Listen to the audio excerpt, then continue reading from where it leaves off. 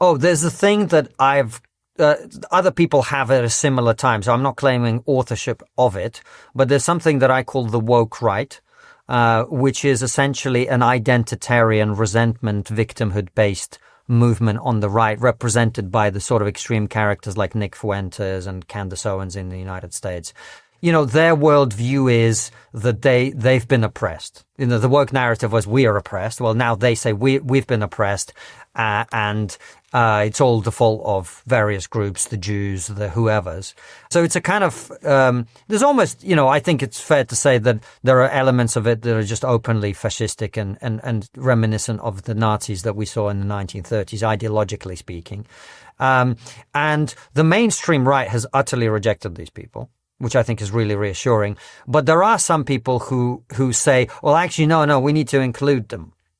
You know, we shouldn't divide the conservative movement, which I think is a huge mistake for conservatives to make, because their movement and their reputation with normal people will be very, very badly polluted in the eyes of independents and moderate people who actually represent the overwhelming majority of the public.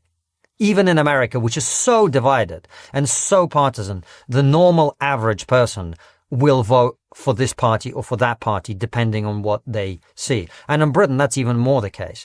And so to the extent that the right, there's a risk of the right repeating the mistakes of the left. What happened on the left? Woke people came along and they said, we are the left. Our crazy woke ideas is actually the left. And the sensible people on the left were terrified of challenging them. And so over time, most people began to associate the left with blue-haired, nose-piercing, you know, Greta Thunberg kind of ideology. And they went, oh, I don't want any of that. Well, on the right, if the right allows its extremist fringe to do the same thing, then lots of people are going to distance themselves from that. So I think the right has a tremendous opportunity to, you know, we've had this great tension. I know you've had Jordan Peterson on your show, and I'm sure he talked about chaos and order. And that relationship is a very fragile thing in society.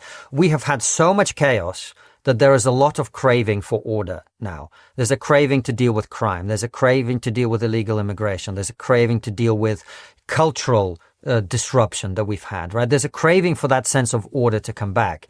And if the right is reasonable and sensible about addressing those issues, they could be in charge for a very long time and have an opportunity to put some of their views into public policy, which they haven't had the opportunity to do for a long time. If they allow the extremists to take over, they will be painted, the entire movement will be painted as the extremists, and then they will not have the opportunity to actually implement their agenda.